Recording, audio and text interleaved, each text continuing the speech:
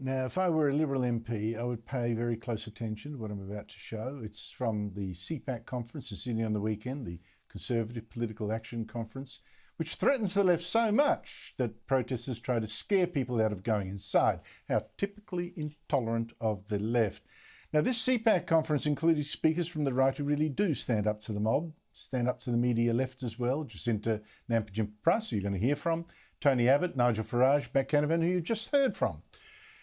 Now, true, this audience was a red meat mob, but here is how they reacted to former Liberal Minister Nick Minchin, who was actually a terrific warrior of the right under John Howard and Tony Abbott. But even Nick Minchin, I think, doesn't quite understand how disappointed so many Liberals and Conservatives are in what the Liberals have become since he left.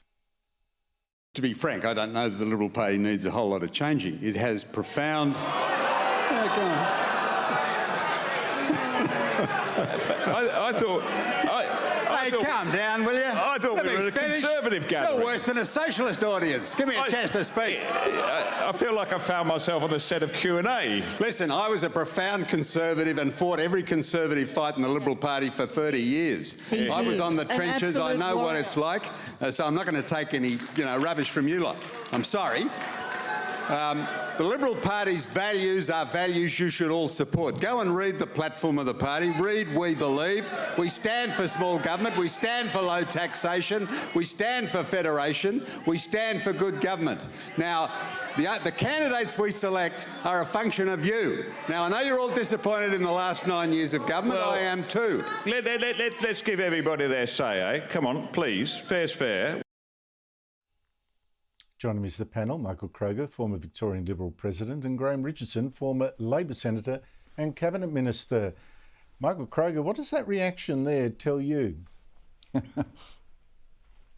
Well, first of all, if they're having a go at someone, Nick Minchin's the wrong person to be having a go at because, as he correctly said, he was known for decades as being a culture warrior within the federal government and was, of course, a senior minister in the Howard government. So Nick's one of the good guys. But what it does say is that the people who were at that conference, and there was a huge attendance, want the Liberal Party and the National Party to stand for something, to pick a fight, to argue for some principles and values, not just to be a party managing spending and doing better, arguing that there are better managers than the opposition. I mean, politics is about the clash of ideas and ideals, and it has to stand for something and be prepared to make enemies. And that's what that response of the audience basically said to me and said to everybody else. And to that extent, they're absolutely right.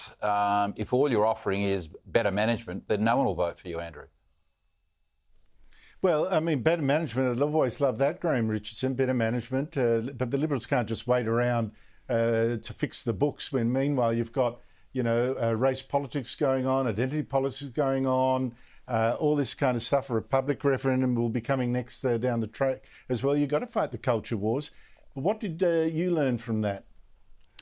Not a lot, but I'd say this. I've known Nick Minchin for a long time, and he's not just a warrior, he's a thinker.